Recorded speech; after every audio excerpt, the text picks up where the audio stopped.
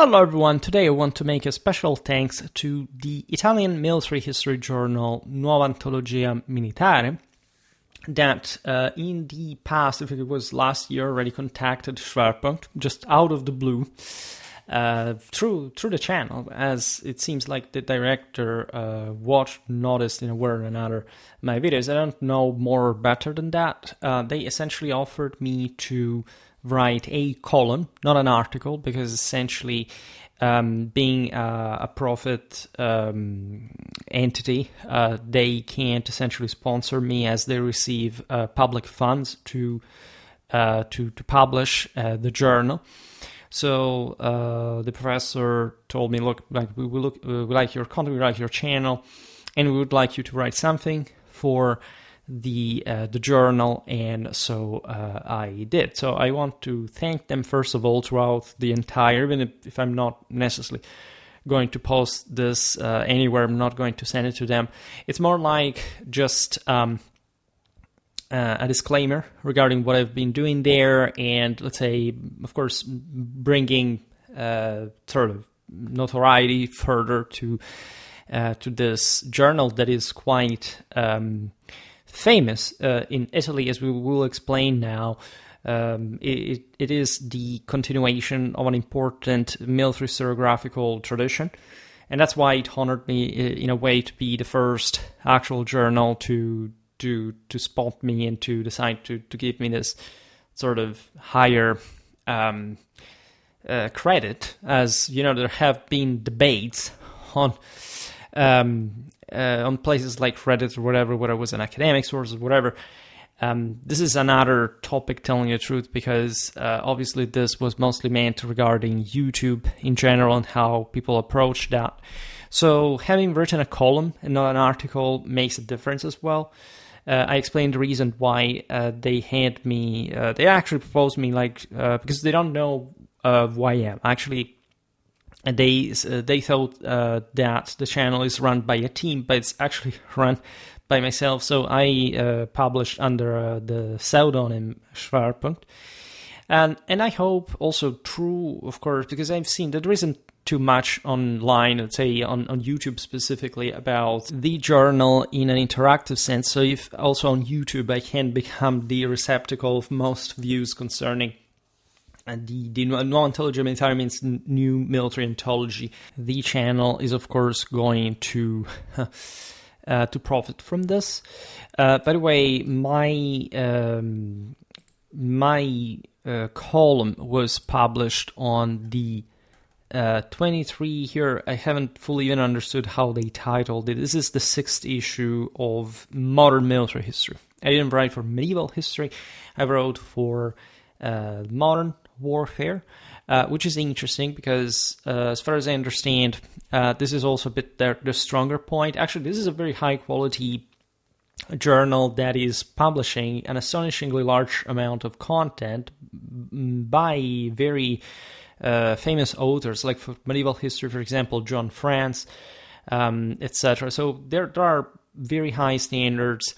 This is a peer-reviewed journal. I haven't let's say, being, of course, under peer review because this was a column, again, not an article, but this is an interesting place where you can also publish stuff like presenting articles for your publication, for your curriculum. It's something that is gaining ever more international traction. They're publishing so much right now, by the way, because they have still, by the scale of the publications, numerically wise, literally arrived to the top tier sort of academic level, which is, I think, the A level. That in these fields are also relatively rare abroad altogether. So this figures is supposed to figure with the medieval military history journal, with the mittelalterliche with the historische Zeitschrift, as a matter of fact. So again, it's interesting stuff, and the most important part is that since they are still reaching that level, they decided, yet to reach that level, they decided to have most of their, if not all, I think, of their content. Again, it's very high quality content, still open source, which means that you can find it online for free, including my own column. I'm not sure whether I'm going to add a link to it. That's not the point. I'm not necessarily publicizing my column because, frankly, I just seized the opportunity. It had never happened. I have done some other little jobs una tantum once. Not for them, just across my channel. There have been some televisions that wanted to interview for documentaries about Mamluk warfare, being paid to review a booklet about trade cities in global history, stuff like that. And this is the first time that, again, a serious journal takes me in consideration, which is also relatively unusual. I've never heard of anyone doing this, and I was quite pleased in particular to receive this kind of attention. So I will briefly discuss what the NAM, as the acronym is, works, what it is fundamentally about, and I will also explain how I contributed and how I can think again at some point even contribute under the pseudonym of Schwerpunkt, because this would be actually demanding, given that I publish on my own, of course, under my real name and credentials, and that takes time because, again, articles take time. Like to write a very good one, at least 3 months of consecutive work are needed. Really, you can't just write whatever you want. Lots of people publish sort of trash here and there to just get publications. I find it ridiculous in many ways. So Nuova Antologia Militare NAM is an open access, peer-reviewed academic journal focused on military history, published by the Italian Society of Military History, SISM. It serves as an interdisciplinary and international forum for the historical study of war, right? And there is a specifically wide array of field of studies covered by the NAM that is really coming to lead, at least I think in Italy, the major military historical academic publishing landscape. The key features are foundationally and purposely, given that it was established quite recently in 2019, that's why they are so sort of speedy in that regard. First of all, drawing inspiration from the Historical Antologia Militare, that was the oldest Italian military journal, apparently, published in Naples between 835 and 846, where even in pre-unitary fields. I don't know the story behind this or how this inspiration was drawn, but in any case. And the broader purpose, of course, is seeking to advance the study of military history by fostering scholarly contributions in multiple languages, by the way, Italian, English, French, German, and Spanish. So it's a at least Western European open source for anyone that is interested in such type of publications. And the scope is, of course, covering this, as we've seen, broad range of topics, including ancient, medieval, modern, contemporary military history, according to the Italian traditional scanning. And again, I was chosen for that modern warfare column simply because apparently the director watched some of my videos about early modern warfare, specifically the ones that concern like the military theory, like the sort of the difference between, let's say, military theoretical development in, say, 16th, 17th century treatises and the actual art of war, how warfare was actually waged. So I was inserted there. Right. Interestingly enough, because again, my channel is mostly medieval history based, but just out of this choice, it was sort of taken on board. It was, again, I don't know if it's possible. I don't think, again, under pseudonym I can, again, publish in any other way, because again, this is it can't be done in by a YouTube channel with profit and everything. But of course I can't stick around, and this is also as a video like one that passes sort of the ball to you, in the sense of, like, if you I don't know how many of you actually publish, how many of you are actual academics, historians that have some already published curriculum of some sort. But we could, of course, extend Schwerpunkt also on other journals, and sort of reaching a greater notoriety through this thinking as well. Of course, I will explain later how and why I wrote my piece, which to an extent was also embarrassing, because I'm habituated to write in a proper academic fashion. And this was just like, okay, no note, no bibliography, no anything, just whatever you think about. Say, it was mostly like presenting the channel, and I decided mostly to discuss some aspects of modern warfare, the way I teach it on Schwerpunkt, and frankly also on this modern warfare issue. It doesn't probably make me look very favorably compared to the actual people that published above in the volume, in the same volume, much more. There is something about von Clausewitz, it's hyper, uses really lots of citations, etc. It's more probably, I'm just talking von Clausewitz, the sense in generic terms. It's not a very long text, by the way. I think all in all here I see is not even like 15 pages or something. It's just the way also the layout was compressed, but it's not particularly long nor incredibly meaningful content, meaning that I didn't have much time to really, because I could reason in these terms, like I have other things going on. First of all, I'm writing other articles, etc. I'm submitting them to different journals, etc. And so I had this proposal,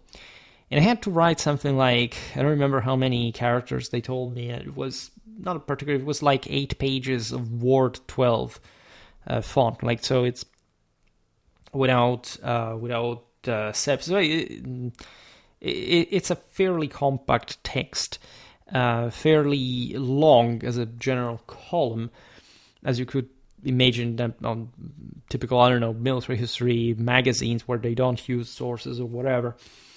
And then I thought, well, if I have to exploit all this space they give me, I have two options. Either I really write something hyper condensedly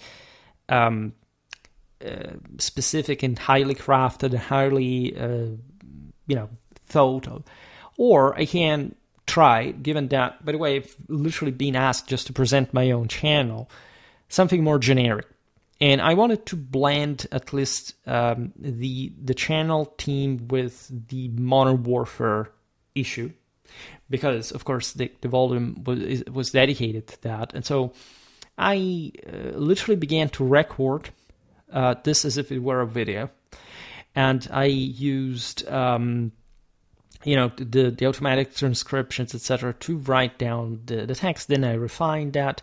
It's a very simple, almost naive, but somehow straightforward content that describes essentially most of what we point out on Schwerpunkt on a regular basis concerning tradition, the fact that especially modern warfare and the way I treat modern warfare contains an incredible deal of, let's say, of still very archaic, very traditional, very primitive, and still medieval features that, in a sense, also survive well into the contemporary era.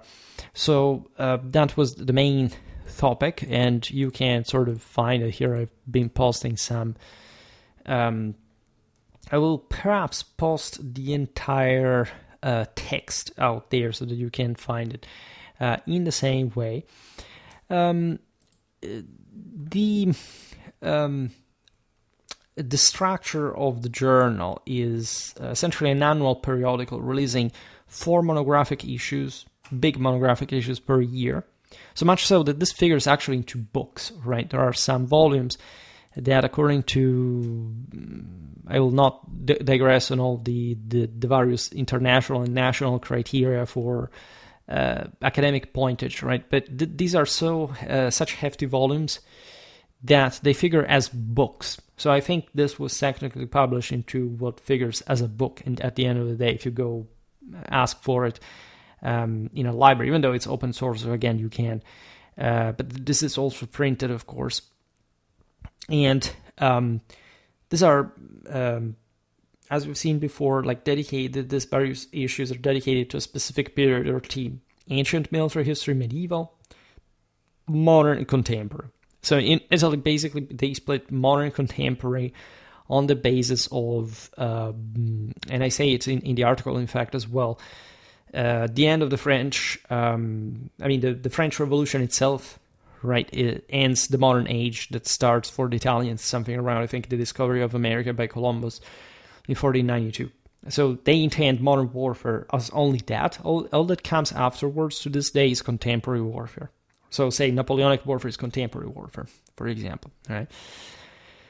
And apparently NAM also publishes special issues on their own, such as, for example, those on Ottoman-Venetian wars, also book reviews. So that's interesting, and again, it has a lot of space for different authors. And by the way, I can publish it not just because it's open source, but because under the Creative Commons license, I can't actually publish the picture, so that you're not going to see that, because I just realized it's non-commercial, and I'm very sensitive to this because how do you say, like, I use all, as you know, the pictures in the habitual non-commercial, under the habitual non-commercial license from Wikimedia Commons, which is basically the only place you can find this kind of stuff available. For Modern Warfare, by the way, as you can see, I will probably use some Modern Warfare content here. And in any case, in fact, NAM is freely available. So I can't speculate out of that, except I can't talk about it, right? So I can't say that, of course, I published in it, etc. By the way, there is no publication fees for authors either. So if you're taken in, you can publish quite simply. It's indexed in Scopus and adheres to a double-blind peer review process. This again for articles. Here I'm using a bit of Google on this. NAM, since, as we've seen, its foundation in 2019 published numerous articles and book reviews with contributions from scholars worldwide. For example, by 2023 it had published 243 articles, 216 book reviews, including 48 articles and 27 reviews focused on ancient military history. And I think this is not complete, however, not just because today we're in 2025, but because I think there is more to it. And so, aside from the various specialization, you have, by the way, different, again, issues dedicated to them, to even more specific topics. By the way, names are important because these are among some of the most famous Italian polymologists. The journal is co-directed by Virgilio Ilari, that is the at least the person with whom I interacted through the request. I don't know whether some of his friends, people who publish on the journal, like suggested me to him. But again, he was very cordial, very sort of down to business, like very rapid, very straightforward. Also Giovanni Brizzi. Ilari is a modernist. I checked, he essentially published a lot about 18th century Italian armies. A very interesting work, but very underrated topic, telling you the truth. Giovanni Brizzi is a famous name in Italy regarding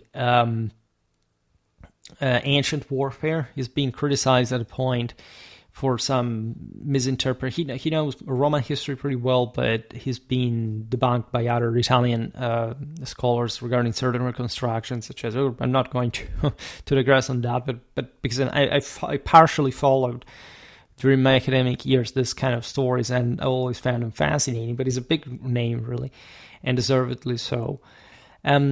and specific issues are edited by experts like Marco Bettalli and Elena Franchi for ancient military history, or Marco Merlo and Antonio Musara, Fabio Romanoni, and Peter Sposato for medieval military history. All right, and Merlo is a famous apologist, almost something between antiquarian and archaeologist. Musara is some of you yesterday asked me, like, will you ever make a video about the Battle of Meloria? Well, Musara is, I think, the greatest expert currently available in medieval Italian naval warfare, and I think he wrote an entire book himself on the Battle of Meloria. So I don't think I'm not sure at least it's been ever translated, but that's something you wanna read again. Internationally speaking, it would be interesting to look at the landscape of current scholars, what they write, etc. Because Europe is actually doing a great job in many ways, and the academic situation is not that florid in the sense that, with AI and all this stuff, like the entire meaning of this kind of publications is becoming ever more fragile, right? Not dubious, but unfortunately exposed to the kind of challenges that the current times present, right? Just think about the fact that if you, for example, ask Grok on X to find, I don't know, those kind of in-depth searches or whatever, he will list you literally articles. Obviously, they are public articles, so you would say, well, yeah, it's normal, but still, academia, edu, articles, information, that is fished. I don't know, say, it's not like I technically don't know how per se, but I mean, in which kind of analytical capacity, especially when the information is condensed, like using, 80 sources. Still, this freely available AI is pretty cheap and doesn't reason pretty well at all. So we're, at least as far as this, pretty limited, and what kind of information is simply going to spread online through it. So what to say about this? First of all, again, speaking of the general purpose and meaning of this publishing, I think that the most important aspect is that Schwerpunkt was noticed at an academic level. What does that mean? It's difficult to say, actually. I will not obviously make the point that Schwerpunkt was academically spotted. I publish academic articles in such peer-reviewed journals, and of course, I don't even tell you what I do about that. So, as I explained in other videos, it's not like Schwerpunkt should be considered an academic source in the measure in which it can compare to peer-reviewed work, because this is not. All right, these are YouTube videos that work in a completely different way, so I can't be academically competent and saying pretty accurate things. And I must say that through Schwerpunkt, I came to express, especially about medieval warfare and traditional religion, certain ideas that I don't know any scholar in the world currently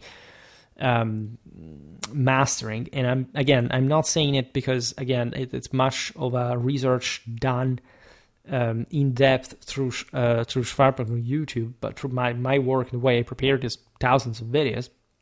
But exactly the fact that I've been associating so much information from all these various backgrounds that normally not even, in fact, experts interdisciplinary do, because they normally remain within their own field. And this is something we have explained very often on the channel, also as far as generalist for information is concerned. I mean, my reliability is measured only through the accuracy of the content. All right, it's not a matter of speculation.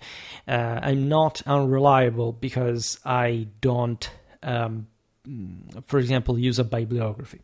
all right? That means that who is browsing the content does not know where I've taken the information from. So it's not much that I am reliable, it's that the other person does not have the means to evaluate this, right? Because if I'm an expert in my own field and somebody starts talking about it without saying things that are wrong, and I'm aware of the entirety of the field itself, and it's, all the sources, all the major historiographical issues, I can immediately say whether that content cited, using a bibliography or not, is accurate, and in this sense reliable or not. That's how reliability is measured. It's not measured by me, basically any other channel does at this point, using AI to provide like a fake bibliography of 20 titles that the author has neither read, just to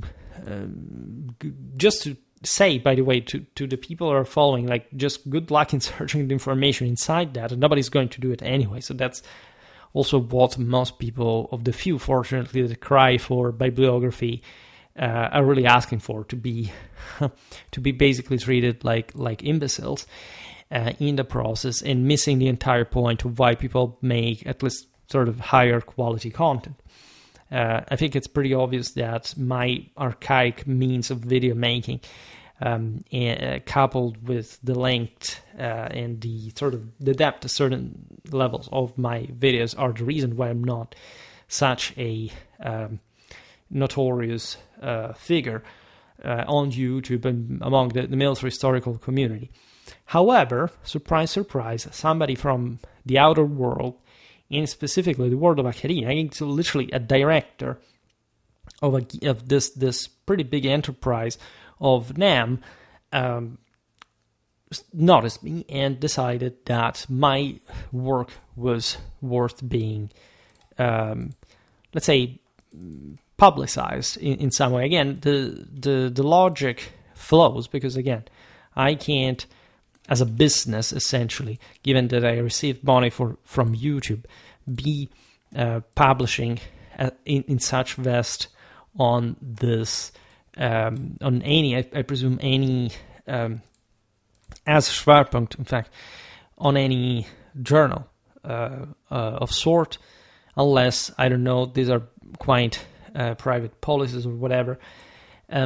However, the fact that there is a room for specifically for this content to be publicized and to be brought to some audience of specialists is quite fascinating, because first of all, I haven't noticed any major, view wave like coming from the recent publishing of the NAM issue in question, I think last week or so.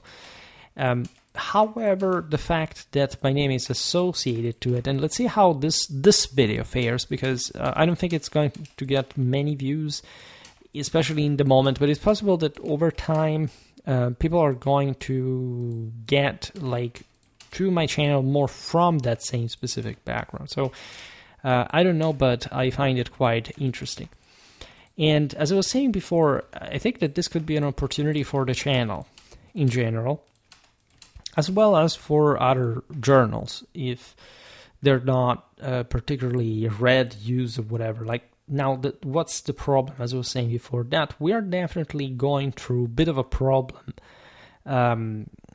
in academia, meaning, say, in the world in general, as the entire educational system, and in, say, cultural institutions and more. What's the problem? As we were saying before, it's not just AI, it's literally the collapse, first of all, of, let's say, of expertise. In many ways, this comes from certain incredible lapse of quality checks. I can't speak ill of an enormous amount of, for example, I've met with PhDs. I will not say it out loud from which country. In Europe in particular, people seem to just be buying doctorates, right? I come from a place where doctorates still require a public open selection, right? With literally blind reviews. of the written examination, also like an oral one, but like a curriculum taken into consideration. There are certain countries where you go there, you present a doctoral project, maybe somebody else wrote for you, and depending on whether you are, sympathetic to this or that professor, you just enter. And I literally know it's not even just saying, okay, well, this is a worthy student. It's just, okay, let's literally choose this guy over this other for no reason whatsoever. One professor decides, he says, okay, I found this person. Do you want to take it on board? Yes, and it goes, right? So you just pay and you do it. I'm very skeptical of the, unsurprisingly, by the way, that my institution, the year I got my doctorate was the top one, my department, my faculty in particular, in the world, in the QRS ranking. And this is quite interesting, because at the end of the day, it does turn out that we had some merit. But as I've also explained in my PhD Tales series, a doctoral experience is quite varied. The process through which people really become PhDs is quite... it's not debatable in the sense that, generally speaking, they don't deserve that, but the quality of the experience, the method, the process, the topics, the way they're supervised, etc., can really change a big deal, right?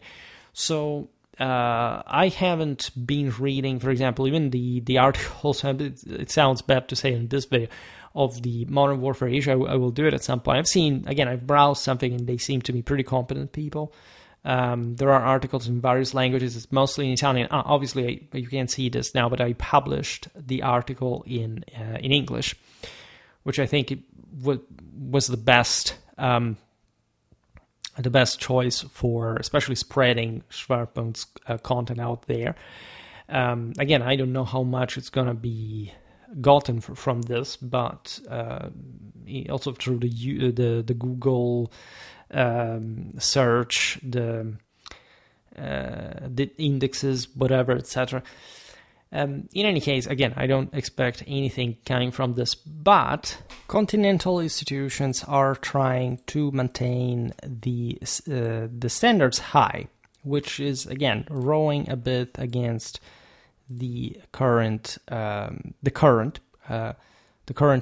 can argue, because, again, of all the question marks, again, that we have regarding the development of education, of academia, and how even articles can be written, etc. Naturally, 2019 was a quite different time from today. It seems odd to even say, but here it is in many ways. And in order to make, say, our job as military historians or historians in general to be relevant, it's also important to ask ourselves what kind of question, what kind of insight can help more and better in this picture, right? Reason for which I, for example, discussed in this article of NAM, the essentially say the perspectives that we have browsed in the channel regarding a sort of more compactly say coherent narration of modern warfare, right? It comes to how many times on the site I said that modern warfare does not exist, because say there is essentially a medieval continuity, and the great fracture is truly with the Napoleonic nation state and all that it entailed, historically speaking. I mean, I would have not chosen von Clausewitz for no reason.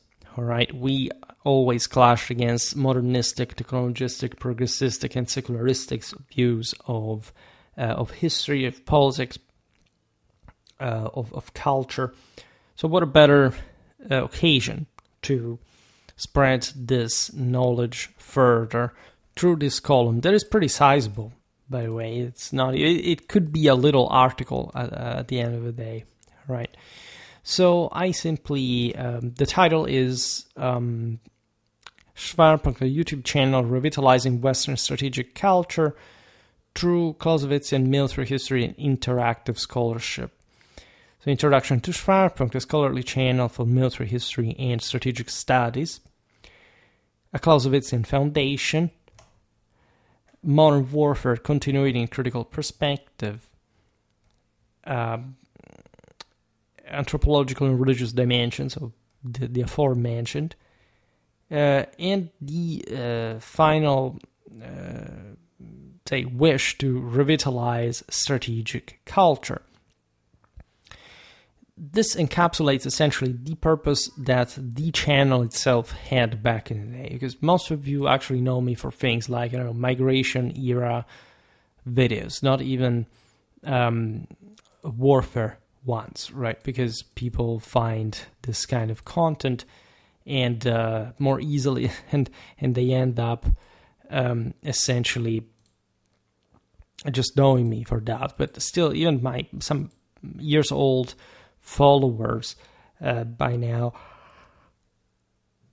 sometimes ignore what this channel was all about. Indeed, most of it was shaped during, I would say, COVID or the years immediately before. Something was in between concerning properly the development of military historical thinking. And the especially a Clausewitzian foundation, as I just said in the column, right, which entails a specific method. It entails a specific plasticity in the visualization of warfare, so to say. I mean, it's a very providential terminology used here, meaning that, let's say, it's difficult to recover not much Clausewitzian thinking, but to explain it to people that have not really followed most of my content through the Kriege and all the various paths that is entailed. Simply see it through the views of the series.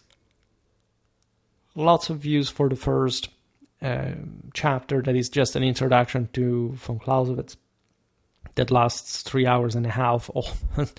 And then all the other hundreds of videos not covered, if not by a few or some tens of views, right? So that tells me alone that nobody has actually watched that series, or at least that has sort of, again, maybe people began to read von Clausewitz because of me in the process, and so they stopped listening to his reading and commenting on it. In part, like, von Clausewitz must be studied. People at times say, okay, well, I will listen to an audiobook while I'm driving about von Clausewitz, and I will basically resume the work in a paragraph, like an hour review. If you don't know what the Kriege is, also if you don't know von Clausewitz, you don't know his work, it's a bit difficult for anyone to have any idea of what it is. I mean, not even Keegan that read it, or maybe didn't even actually open it, admittedly knows what von Clausewitz actually said, or what the Kriege is actually about. So I will not try to do this, also because in the column itself I just use it not in an anecdotal sense, because I mention certain Clausewitzian concepts here and there, but it's mostly a matter of applying this to history, which is, in fact, not actually more complicated than the Clausewitzian theory per se, but realizing, fully indicating that whoever is able to do so has understood exactly what the Clausewitzian theory is actually about and how it entwines with the same military history, and why von Clausewitz was also a great military historian. By the way, I wanted to thank unknown editor here of the layout, etc., for inserting quite pertinent images. I mean, who read this I didn't digress too much on victory and the Holy Ghost, etc., but the concept that there was a divine guidance stemming from sort of traditional knowledge, etc., is very well represented here by the Le vote de Louis XIII au siège de La Rochelle en 1628, which really shows a beautiful representation of victory and the crowning achievements of sacred royalty. There is also Richelieu behind him, the banner of the King of France. There's the palm of victory. There's the crown of victory. There are angels. So it's really a very beautifully providential Catholic symbolism of one of the most important sieges of the era. And again, the other pictures were also spot on. There is one about the condottiere. There is one about there's a logistical train of an interesting, this may be a North African army. They even used the copyright because some of these images were actually taken, and they even wrote that down. We found this picture was actually used by Schwerpunkt in this video of his. They actually picked it, and it was quite interesting. And so it means that they actually watched multiple videos of mine. And again, it's amazing in many ways. The most beautiful one may be, actually, aside from the Clausewitz portrait at the beginning, the Battle of Vinh 1683 picture from the painting made by Pierre Denis Martin, commissioned by Mary Casimir Sobieska, the Queen of Poland, right, at the time. So this is, and it says, in Schwerpunkt's video, Prince Eugene of Savoy, early life and path to Catholic knighthood and martial autonomy before 1683. So just they nailed the spirit of the channel, even though, again, if I had had to write this article more properly, it didn't take that much, telling the truth. I would have really written more and better everything in really different sort of deeper ways, explaining some more doctrine, but it didn't have space, so they had just to publicize the content per se, and it went well. That's also how they decided they could talk about a video of mine or not, like here and there, finding, by the way, them among all the others. So again, it's great that they took their time to look at it. And most of the and again, I will not read. I just read you the titles of the paragraphs, etc. But I can't, in theory, spread anything about this. But there are a bunch of anecdotes that are definitely interesting. This is a typical phrase of mine regarding, equating philosophy, say, making the mistake of equating a philosophy contemporaneous with Heraclitus and Pythagoras to one contemporaneous to Hegel and Kant, resulting from a failure to apply these theories to the study of the art of war, regarding the comparison between the von Krieg and works like Sun Tzu's The Art of War. So that is quite interesting because they give you an opportunity to be vocal about these ideas that otherwise would be quite difficult. You see, a column is perfect in this, for this, because it really gives you the opportunity to speak out loud without making a massive research about this. Naturally, this opinion stems from not just from me. I'm not the only person who thinks that about von Clausewitz and Sun Tzu. I also made a video explaining this more at length years ago. But again, if I had to write an article about this, that starts becoming really demanding and really also a bit off of my field of expertise. So you may argue, but Schwerpunkt, how or why are we, let's say, should we follow essentially what you say? Well, again, because everything proceeds by authority, right? If somebody comes to debunk whatever I say, good. I don't know whether entering this academic field where people were taking that more at heart. This information, I think it's like a bit the ABC of conventional knowledge. If you have some strategic education culture, right? It's not even something you have to criticize. I mean, I doubt anybody's ever writing any article on maybe, I don't know, it's possible that I'm going to end up in some article as some mention. Maybe if I become a bigger channel, people will say, oh, look, there is, for example, this channel line, it says this stuff, people believe it, and what do we think about it, whatever. This is not likely going to be the case, but also because, again, it's a column. It is a place where I basically say my own thing, and I'm also pretty polemical, as always. I just pour into the text all the concepts that I think can really help reasoning on a broader sphere, because something that to me is banal, or maybe even to you, because you have been following me, may not be so banal to some people that study this in general, in a broader fashion. So the broader point, I think, is fair, and I don't think they would have published my column otherwise. In fact, one of my concerns when I was writing it was, if I write all this stuff, will they actually take me seriously? Because, again, I haven't read the articles that he published, but that's sort of very serious stuff in methodological terms. Like, it's a completely different thing, even in and of itself, heuristically speaking. This one is a column. But how much can I write in this column of what I believe to be the case without, providing with any other basis? There is the channel, yes, but how many of the people who are going to read this, probably a few, by the way, actually have watched the channel and know me, right? Because through the column, it's not that easy to understand this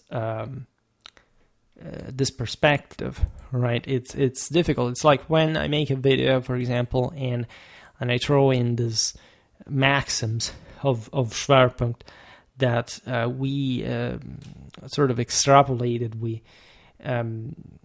we polished like through hundreds of videos at times, but in the moment, maybe the person who is watching the current video does not have a clue of, because it's maybe listening to the channel for the first time. Well, at that point, a question may arise, right? But the mere fact that somebody at that level, and again, these are serious historians, decided that I was good enough for requiring this contribution of mine, and after having read it, having accepted it for the cases, so for this type of publishing, it's kind of audience, by the way, I think it's quite interesting, and honestly also a bit of a mystery, as I haven't really had a broader conversation with the journal, right? The emails were literally like, we noticed you, would you like to participate with this? Yes. Okay, so when do I have to send it to you? By this date. Okay, I finished here, I send it to you. Okay, we will publish this on July. Okay, bye, thank you. And that was the thing. So we didn't discuss very much anything, also because I presume these people are quite busy with all the, as we've seen, the hundreds of articles they're publishing at a time, dealing with all the authors, the peer reviewers, imagine the mess they have to regularly handle. And this made me ever more sort of curious regarding the thinking process behind this mechanism. Like, how did they decide that Schwerpunkt was interesting enough for this purpose, right? It's very, I would say it's very important probably to deepen in the future, especially if I am going to be required to write something else. Because at this point, I have presented the channel. If you want my participation again, I'm not sure whether they ask me actually to do it again, and I don't know. We'll see. But if they really care at that point, they should also ask me something else, something more precise. I could, for example, I never really needed to do this. It could be, I don't know, a way to make money, I doubt. But in the age of AI, really, it seems relatively, if not useless, at least I should reveal some backgrounds to some cheaper journals, not academic ones, the ones of military history magazines, that kind of stuff. Everybody reads the Osprey equivalent to what you can find in, I don't know how it's the shop that sells the stuff normally. Most of that stuff is taken from Wikipedia. I don't know how to tell you in more polite ways, but that's basically it. And so which means that if you ask again AI today, the free commercially available AI, to write something similar to that, admittedly probably won't write something intelligent or compelling. You will recognize it's written by AI, by the way, but it's more or less at the same level, informationally speaking. So the time in which you had a great expert that wrote quite specifically critical things, if it ever existed, it's probably gone.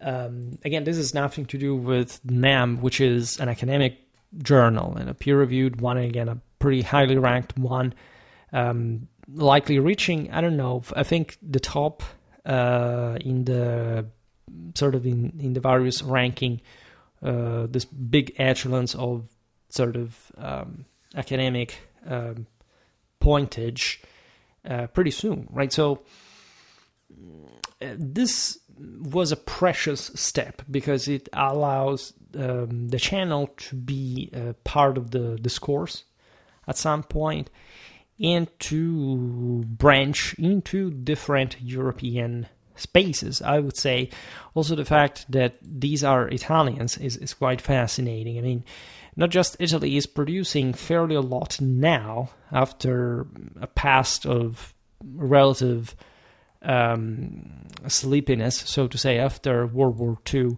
regarding a military historical production, in part also before that, due to the fact that at some point, having a complicated process of national unification, there were some issues regarding what, for example, a lot of pre-unitary states were that were in Savoy, especially from a certain point in time onwards, were probably prohibited at the time to be started. We're talking in the early days in the 19th century, etc. But this did leave a mark. In fact, it's interesting, I think, that as we've seen, the journal inspires itself not much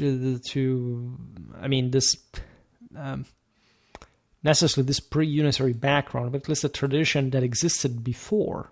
And that was truly, I don't know whether it was Italian, in that case just Neapolitan, I don't know. The C here is in Rome now, so it's a different story. By the way, I think Hilary, we have seen here, is, I think he's a Roman himself, and he, again, is one of those guys who wrote a lot about 18th century Italian armies at large, some of which were actually quite important, including, again, the Neapolitan one, the Piedmontese one, still Venice was something.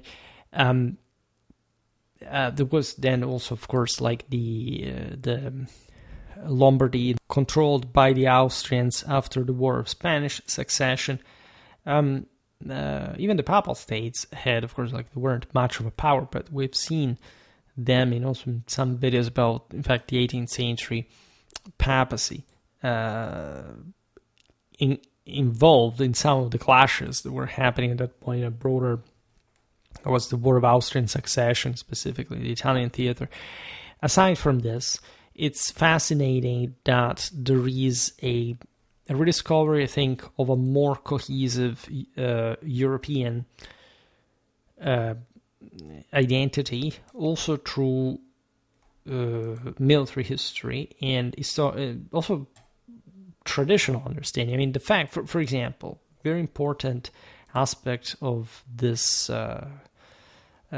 acceptation, so to say, from the side of NAM is that my column is openly talking tradition, is openly talking religion, is openly talking the fact that we always point out that mass society basically became oblivious or especially antagonistic to traditional knowledge to the point of sort of burning it to cancel them.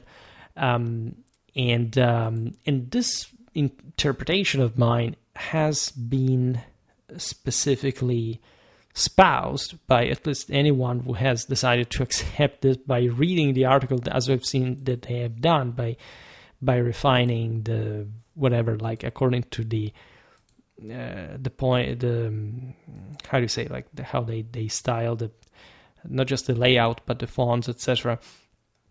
And even through, as we've seen, the pictures that tell us that whoever chose them has read the article, has read the text, has understood the specific meaning of the same. So I believe that there is a very important opening to a more, not just conservative, because it's, I don't know how they lean specifically. As far as I know, in Italy, this is obvious also for most countries, most military historical publishing is, revolves also as figures of reference in academia and in connection also with the armed forces around contemporary warfare. This is absolutely normal, right? I may be publishing for example, the Bundeswehr, if they accept the article that I sent them a couple of weeks ago at Similia. Ironically, that was a medieval warfare article, but they told me, we'll also accept that for that matter. We'll see. In any case, I was saying that they mostly seem like right-wing leaning. I mean, it's not always like that, because Italians at large had some serious liberal tradition from one side, but it's like most continental, say, Western countries at some point, the, say, communists, Marxists had infiltrated the universities, right? But I think that these guys that run the aforementioned schism are also the branch that is pushing back the most, and or at least have a more confident approach towards, I don't know, the history of World War II, fascism, etc. Like a big theme, of course, is naturally World War I for Italy as a victory and as a moment of great national unitary testing and all this stuff. So it's interesting to see how they have lots of good historians, like for all the years, but how there is some possibility for pushing, possibly, some kind of broader opening to other countries as well through this shared conservatism, or at least appreciation of more traditionally aligned thinking, right? And I think that this, in a time in which Europe is talking of rearmament, in which there is a general attention, unfortunately, so in this sense, towards warfare, and however, so much confusion, in fact, about it at the same time, that NAM can help working this out, also through the help of a platform like mine that is fairly ideological, but I presume maintaining a pretty big deal of historical accuracy, objectivity, and also transparency, regardless of what we said at the beginning about bibliography, but transparency in the sense that I'm here to talk about this. In fact, as I said in the column, I'm open. I refer to our question and answer series. So I made it clear that this is really for everyone. and that there are lots of people really legitimately following this because they understand the importance of the work, just in sometimes even a provocative fashion. And again, for all the people who asked me in a pseudo-sophisticated fashion for bibliography, whether my content was accurate, etc., I can't say again that writing a column on this journal was, a victory on those. But it is specifically showing that there is an interest from the side of the same scholars, from the same academia in my content. That as simple as a sort of help, again, I still have to sort out why they helped me specifically, or at least why they decided that Michael, because again, I have no connection whatsoever to the NAM specifically. Besides, nobody literally knows in my field, in my environment, that I am Schwerpunkt, especially. So the thing, somebody could even understand who I am sometimes, because part of my work is fundamentally treated also on Schwerpunkt to an extent. But it's well camouflaged, let's put it in this way.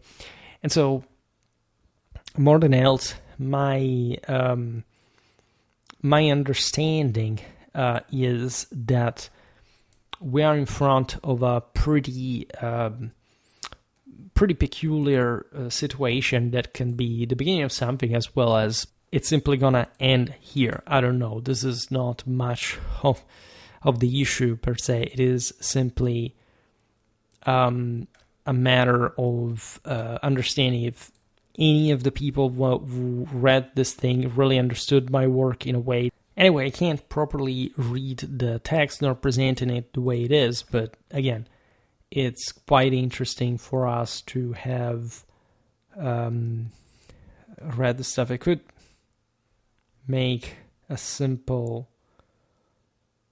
I talked about a bit of things. I didn't talk so much about linear tactics, not much about the 18th century per se. I talked about I debunked the so-called military revolution. I talked about the 18th century as well. 30 Years' War, all the sort of, even just superficially, but looking at, for example, the influence of still ethnic traditions from the steppes reverberating in the West, by examining those regions and reading. Breaking the law here. Schwerpunkt highlights the ancestral and cultural motivations behind warfare, transcending the secular and rationalist narratives of Western historiography and their forceful return not only in their form of ethnic military specialties in Western armies, but also in their close proximity to the symbolic and metaphysical meanings of tradition. Right. This is the kind of stuff that you can find in my column. Again, it's not an article; it's something fairly similar to that. Do I have any plan, by the way, to act as Schwerpunkt? No, because as I said at the beginning, most of my work is just, it's saturating my time. I'm just writing my articles. It's useless for me to publish under Schwerpunkt as a pseudonym. Unless, of course, much comes back to me in terms of views on the channel.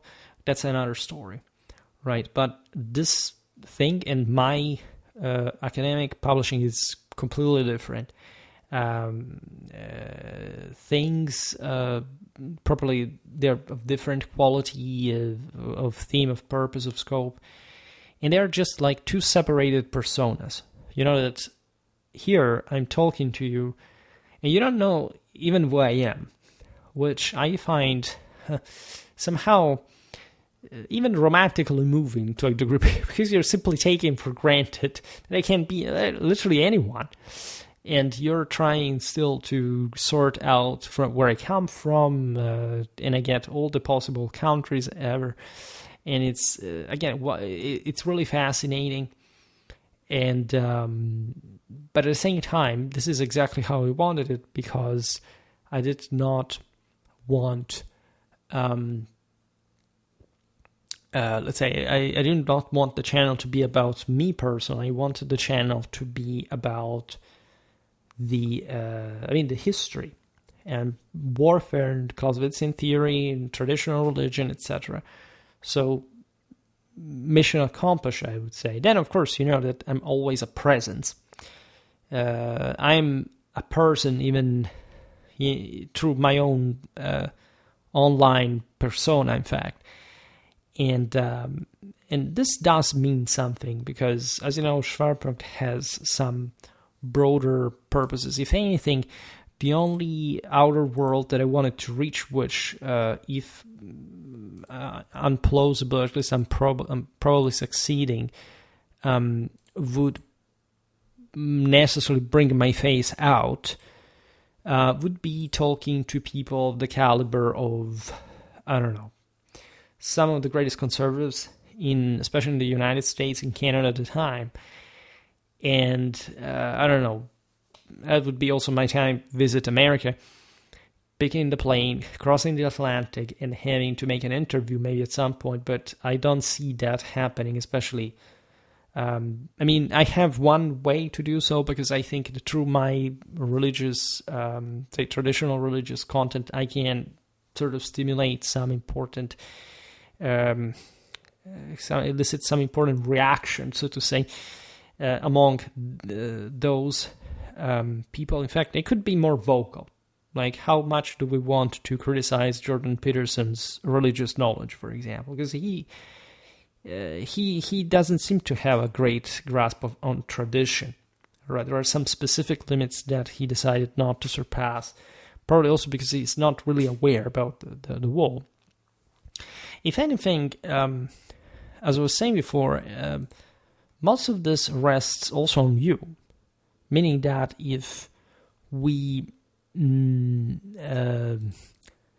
if we don't have any bigger amount of views or whatever, it's a bit difficult for the channel to go anywhere that fast. We're not growing super fast at all, telling the truth. We are basically 400 subscribers a month, which is really, compared to historical times, pretty few. We surpassed 1,000 at some point, and it was not a bad one. I'd say probably we're going to go up once again. There are some moments in which it's completely normal to hit rock bottom, and there is some sort of saturation as well. But the positive thing is that people keep coming here, that there is no shortage, especially, for example, of income, of watch length, of views. More or less we plateaued where we were, unfortunately, like from a year and a half, almost 2 years at this point. And we have had substantial spikes, but we haven't stepped up at some sort of higher scale of views like we did last autumn. To some degree, we really got, except for a long time, we're above 4,000, 5,000 views every 48 hours. We have almost 2, and now we aren't, right? But we also don't go below, again, 3,000.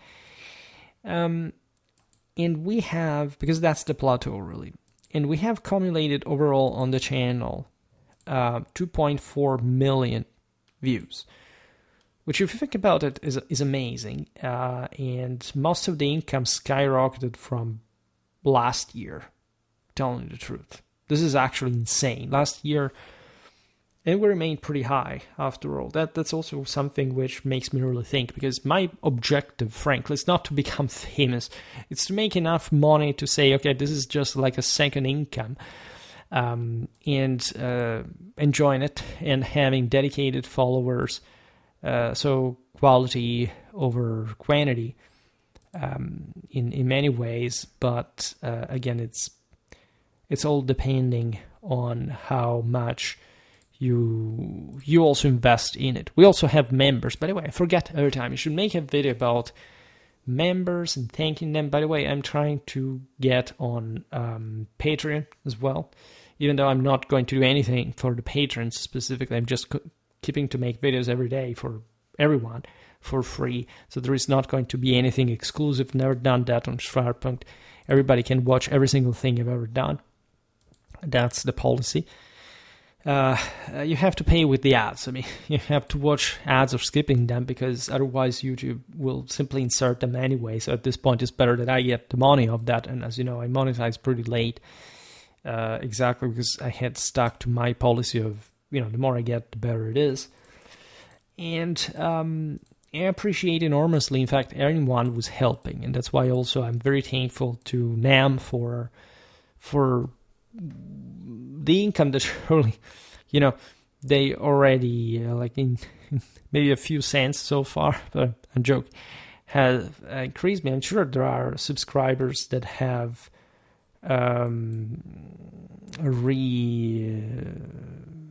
that have really stuck to the like really come here through this help, etc. Again, it's very important to go on, to go ahead, to work more and better, and I think that we're going to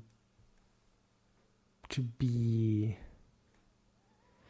Where I'm looking at analytics here, so sorry if I get a bit lost, but anyway.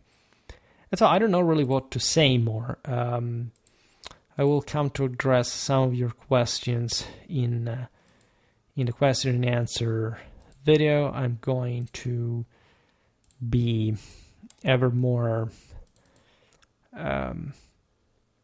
let's say, attentive to what the community wants, or at least I'm not going to bend, as you know, to any specific request just because it is a request. I discriminate on that basis too. Of course, it's important for the quality of the content, for its variation, and etc. But as we're becoming bigger, of course, we play ever more in tandem, and this is what makes the channel actually rise, right?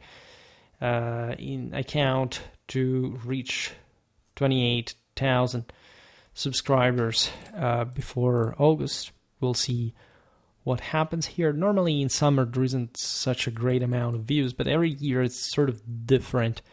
And if anything, my content has been ever more frequently spiking, so that's a good signal for sure. Besides, there is plenty of new videos, and I don't know, probably, that sometimes I go on vacation, so you don't even realize it, because I have some spare videos that I send you.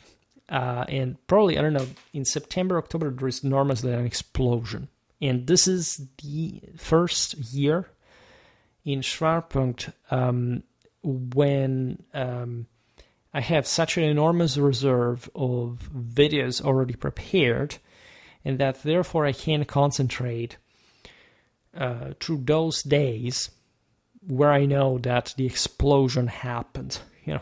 So I'm preparing for that. It's just a couple of months away, and who knows, we'll see how we can manage the wall, if anything. This is going to play exactly as it has to, but in general, I am confident that we can get somewhere also with more conventional means. But of course, strategizing regarding the content is always quite relevant, because there is something like this on YouTube. There's a lot of discussion online, in fact on the same site, regarding has YouTube saturated its opportunities. I could easily make a video about that, because it doesn't feel like it, but it does feel, on the contrary, it really depends. Of course, I'm now several years old channel, and so Schwerpunkt is now basically in the 3rd grade or something. Not even, we're in the 2nd grade, I think, still in the summer vacations in between, when the 3rd has to start or something, or I don't know. Because Schwerpunkt was born in January, so you never know those kids what kind of grade they're gonna fit into. I was born from the other side of the year, so it's another story. In fact, my birthday has just passed a couple of weeks ago, but nevertheless, what it really meant, however, is that the channel seems to be growing up, literally. It's not much about the size per se, but it's how much it's consolidating within, how more qualitative it's becoming. And probably there is some major, adolescential spurt that I hope for, and specifically for the channel to occur. And I will try that in September. But again, Schwerpunkt is only 8 years old. We don't want to force nature. But aside from that, jokes aside, it's not easy. Like my greatest problem, I must tell you, with the channel has been, and I have been always asking followers for help in general. And this is valid for anyone. If you follow me from the NAM or whichever other academic background has brought you here, I get a freaking lot of watch length. It is true, my videos are longer, so that's absolutely normal. But in terms of viewer retention, that's way before, really above average, and it's really qualitative. I mean, I get paid way more than the average. I mean, way more, substantially higher than the average per, say, amount of views, etc. So what does this mean? It means that the channel actually has a huge potential, and that the main problem is that nobody shares it. Now, I don't know whether there is some sort of gatekeeping, which I find to be particularly deleterious, meaning that, again, what are we really looking at in this sense?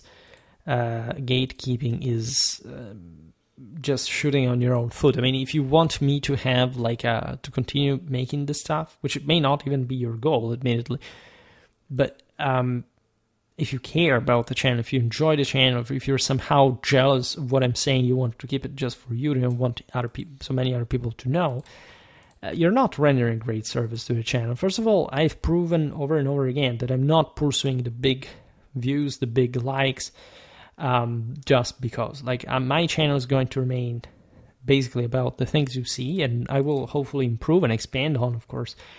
But the philosophy is the same. It's not like one day I get 100,000 views and I'm starting to make trashy content because, people didn't gatekeep enough, right? That's absolutely not going to happen. On the contrary, I can tell you that, if I ever got on a single video 100,000 views, I would be dramatically embarrassed regarding any possible, inconsistency I may have said, or at least something is not clear, is not optimal in many ways, because I don't say inconsistent things, historically wise, maybe grammatically wise, but not so in terms of a historical accuracy. And but of course, that's always a challenge as well. And so, in many ways, I think that, on the contrary, the more known I'm gonna be, the much better content I'm gonna make, and the much more likely I'm gonna stick around in practically any circumstance. That's, I think, reading comments here, that indeed there is an important opportunity for everybody involved if I get there. Again, I have tens of thousands of followers. I know that most of them are inactive or whatever, at least they don't necessarily engage in the content in the moment. However, right, the overall picture is going to be definitely improved by greater views and whatever.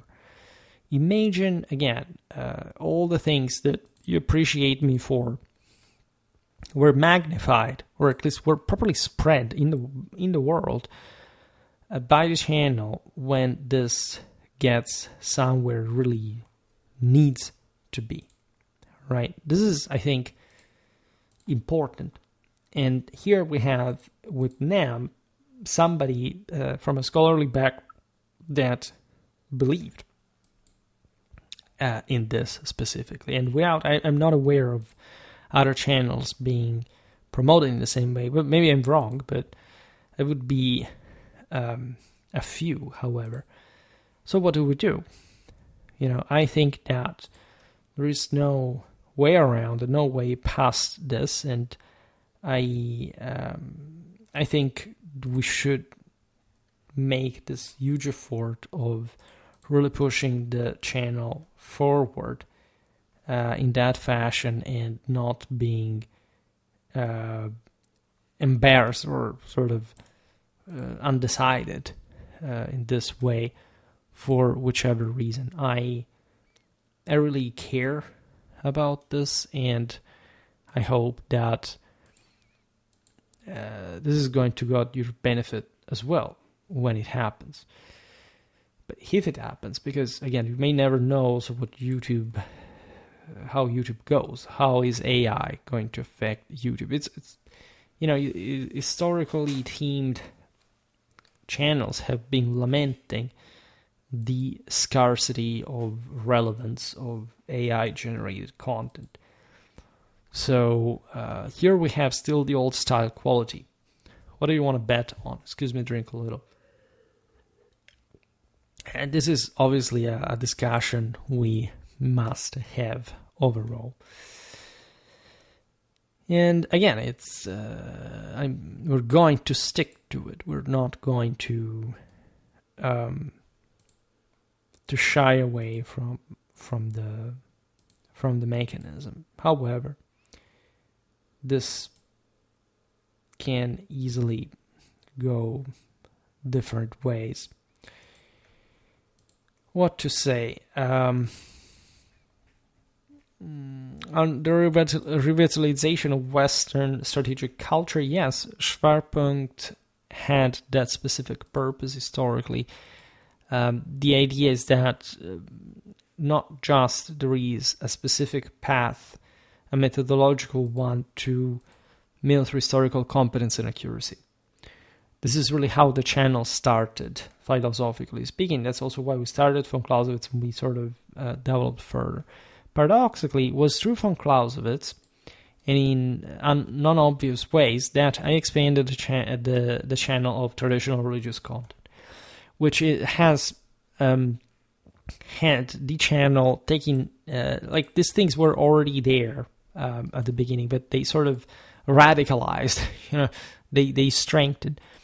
Making Schwerpunkt taking on, I can say a Western-centric perspective, because of course, I mean, as a Westerner, to a degree, that's always going to be the case, as for any other culture. Because I make really lots of videos about other parts of the world. I mean, we have some playlists about medieval Asia, medieval Asian warfare that are pretty consistent. I mean, I think no other channel, even of those specializing on those topics, are actually doing what I'm doing regarding to that. What I mean, however, is that I believe that there is a specific quality that the West owns, to make the very long story very short, in fact, in that as Westerners we should cultivate this for some sake of world domination, aligning with the great imperial universal tradition. And who doesn't do that is lost, right? This is valid also for the rest of the people in the world. I mean, this domination is necessary in order to save the world itself. And this aligns perfectly well with the understanding of warfare in a traditional lens that perfectly aligns with the Clausewitzian theory, as far as, in fact, the second person of the Trinity is concerned. Clausewitz does not talk religion, does not even talk politics, telling the truth. He just talks quite crudely, so to say,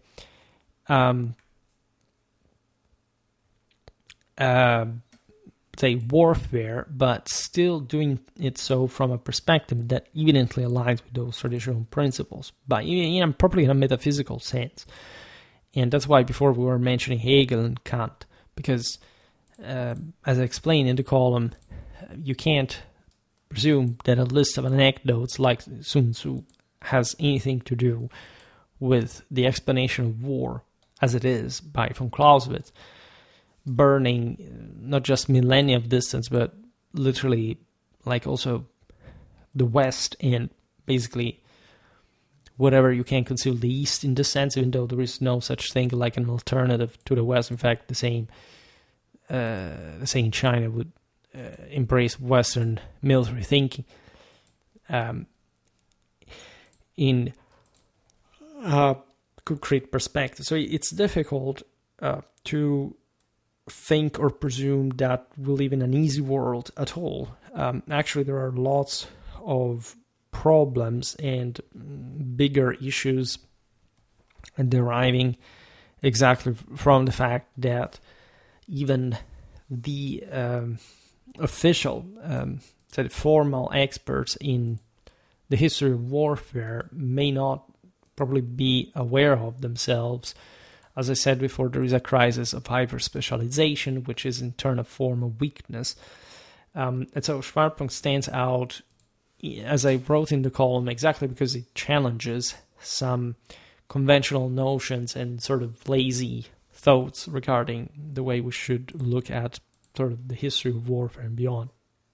And the only way to resolve them is understanding properly what the same commanders of, say, even the modern era would have simply told you themselves based on traditional thinking, that instead we have somehow rejected by thinking that war is just, a matter of technology, it's just a matter of some, money. It's the typical superstitions that people believe in, especially in the age of mass society. Of course, I think that now I want to see if this issue of the now, like looking at the other articles and saying if probably they're very competent stuff. Again, this is the good stuff, really. And here refining the text online, by the way, through Google is not too easy. In any case, we will definitely arrange some kind of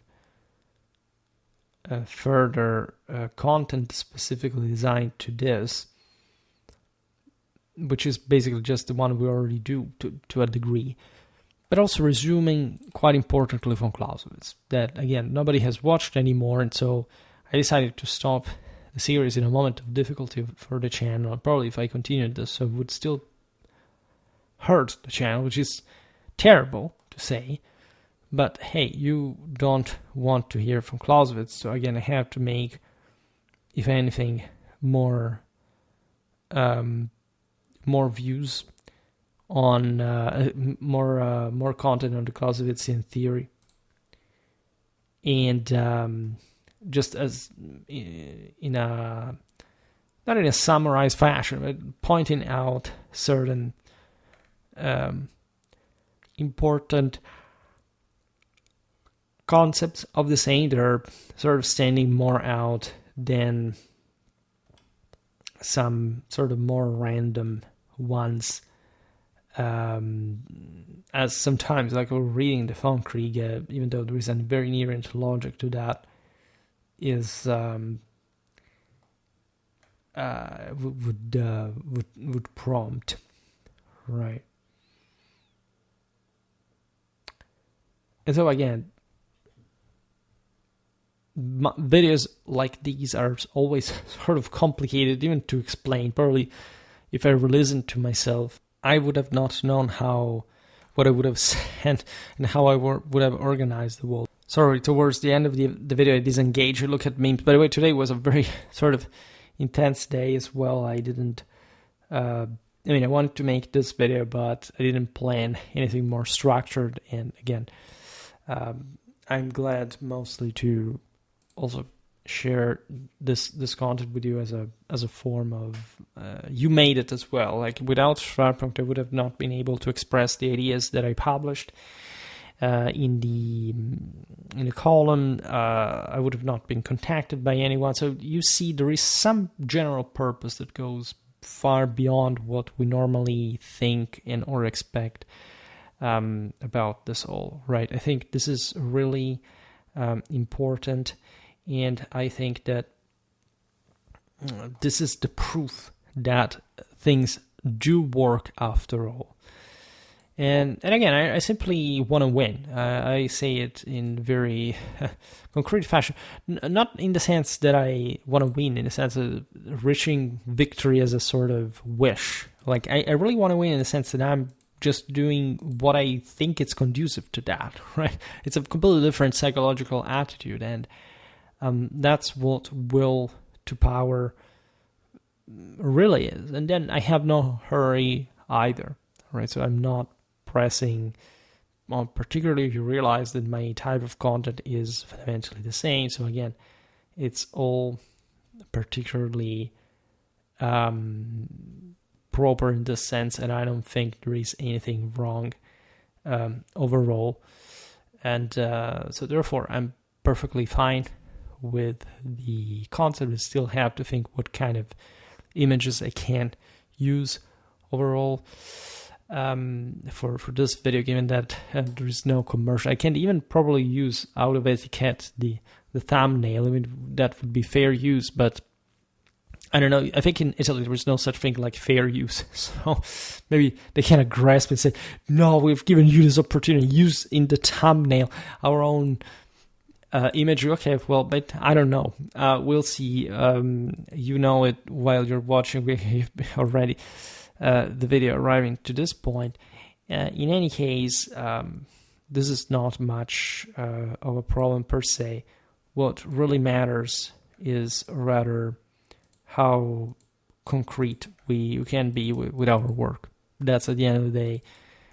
These initiatives are not what really makes the channel. I've always believed in the channel. I've always felt that there was some solid potential, some solid concreteness surrounding what we do. That the content itself, I mean the history itself in particular, would be the leading element.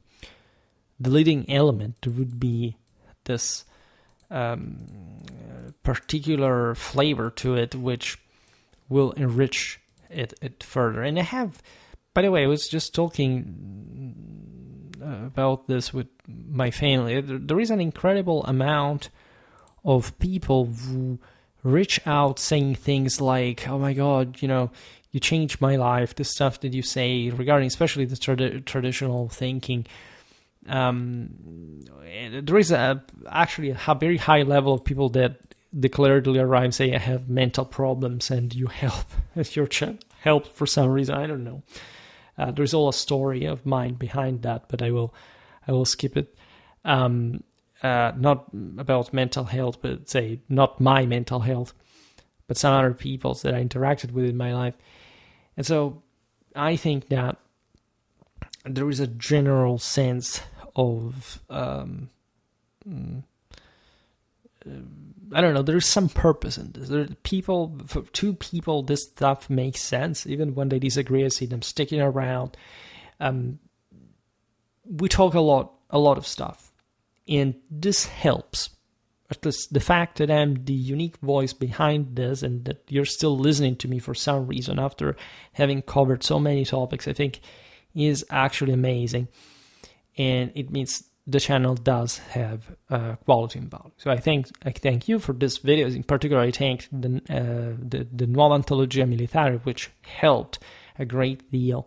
And I think that again, we can absolutely proceed also in the future to write other columns, if anything.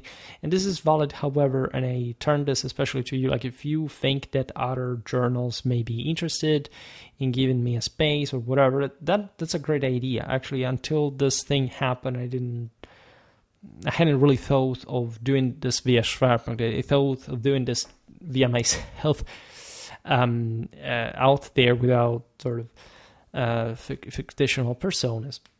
However, here we are. For today, however, I stop it here. Just hope that you enjoyed this video. If you did, please share it. Otherwise, like or subscribe to my channel if you're interested in my upcoming content. As always, I thank you heartily for listening to me. I wish you a nice time and see you next time.